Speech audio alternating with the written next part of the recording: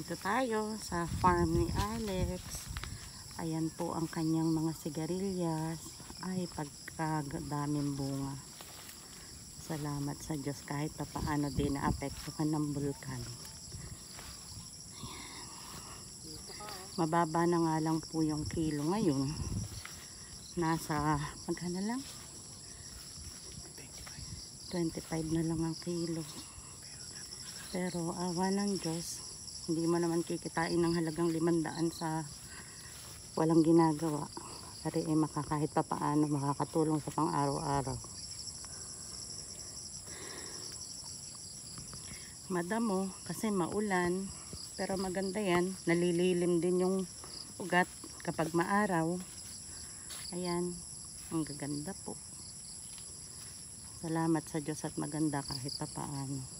Kahit na ang nag-aalaga ay laging nasa Maynila. Mabuti na lang maganda ang binhi ngayon.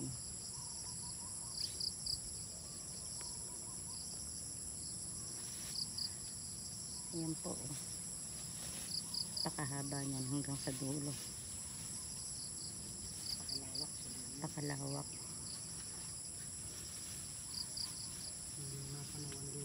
Hindi na matanawan dulo. Yan. Marami rin to baka makailang kilo ka rin dito. Mga 100 kilo din. So sa 200 kilo din daw. So kung aanihin to bukas or sa Tuesday? Sa Tuesday maka 200 kilo siya. Sa 25 about 1,250 din. 5,000 yun. Ayo nga. 5,000 nga pala. Ba, di na masama.